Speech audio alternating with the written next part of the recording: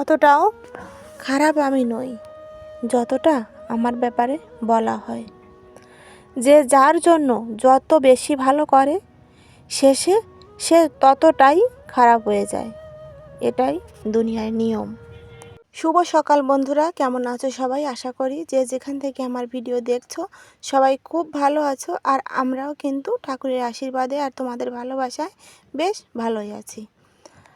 আর আজকে বুধবার, আর এখন বাজে সকাল 6টা। তোমাদের দাদাভাই বললো একটু দেরি করেই কাজে যাবে, তাই আমি একটু দেরি করেই রান্নাটা বসালাম বলতে বসাবো আর কি। এই জন্য আগে বাসি কাজগুলো সেরে নিচ্ছি। আর আমি সুপ্রিয়া চলে আসলাম আরও একটা নতুন ভিডিও নিয়ে, বাংলাদেশের বাগেরহাট জেলার ছোট্ট একটা গ্রাম থেকে। তোমরা ভিডিওটা জুড়ে আমার সঙ্গে থেকো, আশা করি একটু হলেও তোমাদের ভালো লাগবে। আর তোমাদের কাছে অনুরোধ রইল ভিডিওটি স্কিপ না করে সম্পূর্ণ দেখার। চলো তাহলে তোমরা সঙ্গে থেকো আর ভিডিওটা দেখতে থাকো।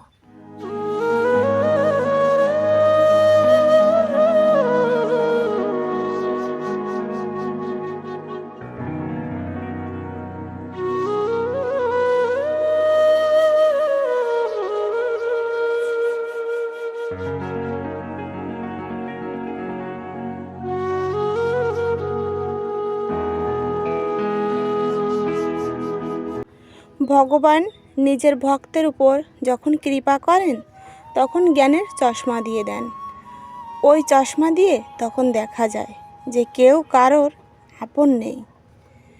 তখন মন আপন কাউকে খুঁজে বেড়ায় যে কেউ তো আপন হবে, কেউ না কেউ ঠিক আপন হবে।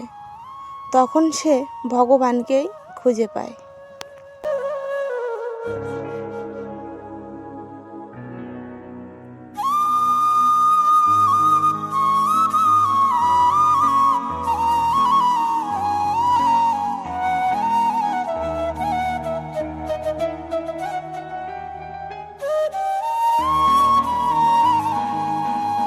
আমার এই কথাগুলো শুধু মেয়েরাই বুঝবে।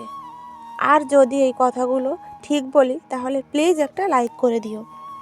মেয়ে আর বৌমা দুজনেই কিন্তু ভুল করে, কিন্তু মেয়ের ভুলটা লুকিয়ে রাখা হয় আর বৌমার ভুলটা বাইরে ছড়িয়ে দেওয়া হয়।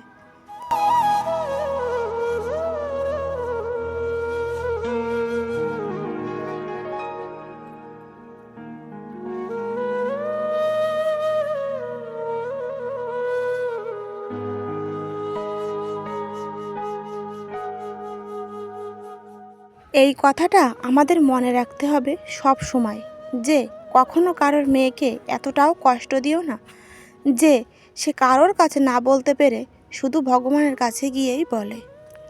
আর একটা কথা, এটা আমরা সবাই জানি যে ভগবান ঠিক বিচার করে, কিন্তু একটু দেরিতে। ভগবানের বিচার একটু দেরিতেই পাওয়া যায়।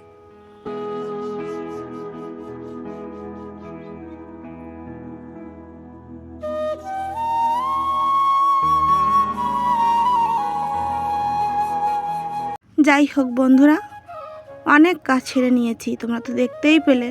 আর রান্না বান্নাও করে নিয়েছি, কি রান্না করেছি সেটাও তোমাদের দেখিয়েছি।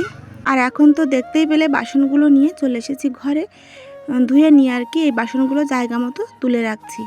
আর আর কি বলবো বন্ধুরা, তোমরা তো দেখতেই পেলে যে মাছগুলো কিভাবে তুললাম। আমি ক্যামেরাটা অফ করেই তারপর কিন্তু মাছগুলো তুলেছি। প্রচুর কষ্ট হয়েছে আমার মাছগুলো তুলতে। মাছগুলো সব কয়টা মাছ লাফ দিয়ে সব নিচে পড়ে গিয়েছিল। আর এত বড় মাছ আমাকে ধরতে অনেকটাই কষ্ট হয়েছে। আর মাছের জলটা পাল্টে আমি কোনো মতে ঢেকে রেখে এসেছি। জলটা না পাল্টে দিলে মাছগুলো তো মরে যাবে, তাই না? অনেকটা ঘোলাটে হয়ে গিয়েছিল জলগুলো। চলো তাহলে রান্নাঘরটা পরিষ্কার করে মুছে নিই। গ্যাসটাও একটু পরিষ্কার করে নেব, নিয়ে টেবিলটাও গ্যাসের মুছে নেব। তারপর আজকে কিন্তু রান্নাঘরটা মুছাও তোমাদের সঙ্গে শেয়ার করেছি, প্রতিদিন শেয়ার করা হয় না। তারপর টেবিলটাও একটু মুছে নিলাম। টেবিলটা নোংরা হয়নি, তারপরেও যেন একবার গ্যাসের টেবিলটা না মুছলে আমার ভালো লাগে না। তারপর ঘরটা ঝাড় দিয়ে নিয়েছি, আর এখন আমি রান্নাঘরটা মুছে নিচ্ছি। ঘরে প্রচুর ধুলো হয়, উঠোনে তো বালি দেওয়া আছে, বাচ্চারা বোঝে না, পায়ে পায়ে বালি নিয়ে ঘরেই চলে আসে। আর বাচ্চার বাড়ি তো হবেই, তাই না? আর দেখো বন্ধুরা, সবাই আমাকে বলে যে দিদি ভাই বা বোন, তোমার চুলোটা খুব সুন্দর। আমার চুলোটা কিন্তু আসলেই সুন্দর দেখতে, কিন্তু আমার পক্ষে একটু ছোট হয়ে যায়, কারণ এখন ঠিক আছে, কিন্তু যখন আমাদের ধান লাগানো হয় বা ধান কাটা হয় তখন কিন্তু অনেক লোকের রান্না আমাকে করতে হয়।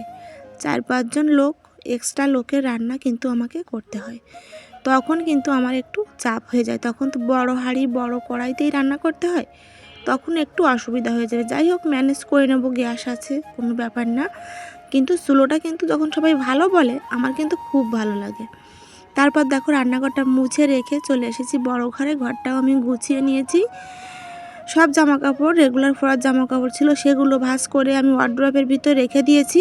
সব কিছু যদি তোমাদের সঙ্গে শেয়ার করি তাহলে ভিডিওটা অনেক বড় হয়ে যাবে আর তোমরা কেউই দেখতে চাইবে না। আর আমি যদি ভিডিওটা একটু স্পিড বাড়িয়ে দিই তাহলে কিন্তু আমার একদম ভালো লাগে না আর কি, এটাই ঠিক আছে আমার কাছে। তারপরেও কিন্তু মাঝে মধ্যে আমি স্পিড বাড়িয়ে দিই কাজের, নইলে অনেকটাই বড় হয়ে যায়। তারপর দেখো আমি স্নান করে নিয়েছিলাম, খাওয়া দাওয়া করে নিয়েছিলাম, আর এখন চলে এসেছি একদম সন্ধ্যাবেলা রোহিতকে টিউশনি পড়াতে এসেছে, তাকে চা করে দেব, তাই আমি দেখো রেডি করে নিয়েছি। পড়াটা যখন শেষ হয়ে যায় তখনই কিন্তু চা করে দিই। আর আমি ওদের কাছে জিজ্ঞেস করে নিই যে কী চা করব, ওরা যেটা বলে সেটাই করে দিই। বেশিরভাগ দুধ চাই করতে হয়, আর আমি করেও দিই, কারণ অনেক দুধ থাকে তো আমাদের বাড়ি, দুধের কিন্তু কোনো সমস্যা নেই, তাই আমি দুধ চাই করে দিই। পটল কেটে নিয়েছি, ভাজি করব। আর দেখো ভাতের উপর কিন্তু আমি আলুগুলো সেদ্ধ করে নিয়েছি, আর আলুতে একটু হলুদ মাখিয়ে নিয়েছি। শোল মাছ দিয়ে করব মাছের একটা ঝোল। দেখো আলুগুলো হালকা করে একটু তেলের উপর দিয়ে ভেজে নেব, তারপর ব্লেন্ডারে মশলা করে রেখেছি, মশলা দিয়ে সুন্দর করে কষিয়ে নেব। কষিয়ে নেওয়ার পর তারপর জল দিয়ে দেব, ফুটে গেলে মাছগুলো দিয়ে দেব, আর নামানোর আগে একটু গরম মশলা দিয়ে নামিয়ে নেব। সিম্পল রান্না, সবাই পারে। খেতে কিন্তু দুর্দান্ত টেস্ট হয়েছিল। আর আমি এই মশলার ভিতর দিয়েছি গোটা জিরা, অল্প একটু ধনে, আর 2-3 টুকরো রসুন, আর একটা পেঁয়াজ, আর এই যে শুকনো লঙ্কার গুঁড়ো তো দিয়েই দিলাম। তারপর দিয়ে আমি ব্লেন্ডারে পেস্ট করে নিয়েছিলাম, আর নামানোর আগে একটু গরম মশলা দিয়ে দেব। আর হ্যাঁ, এখনও যারা আমার ভিডিওতে আছো, ধৈর্য ধরে আমার ভিডিও দেখছো, তাদের জানাই অসংখ্য ধন্যবাদ। তোমরা আমাকে এইভাবেই ভালোবাসা দিও, যাতে তোমাদের ভালোবাসায় আমি একটু এগিয়ে যেতে পারি। জানি না কি হবে, কতদিন আমি এই জার্নিটা আমার চালিয়ে যেতে পারবো। তোমাদের ভালোবাসা আর যদি ঈশ্বরের আশীর্বাদ থাকে তাহলে আমি হয়তো অবশ্যই একদিন সফল হতে পারবো। তাই বলছি বন্ধুরা, তোমরা ছাড়া আমি কিছুই নয়। তোমরা প্লিজ আমাকে একটু সাপোর্ট করো, যাতে তোমাদের ভালোবাসায় আমি এগিয়ে যেতে পারি। তারপর দেখো এই যে মাছগুলো কিন্তু আমি দিয়েও দিলাম, ঝোলটা আমার ফুটে গেছে, আর একটু ফুটে গেলেই গরম মশলা দিয়ে নামিয়ে নেব। আর তারপর দেখো আমি নামিয়ে নিয়েছি। দেখো ফাইনাল লুকটা কত সুন্দর লাগছে দেখতে, আর খেতেও কিন্তু দারুণ টেস্ট হয়েছিল।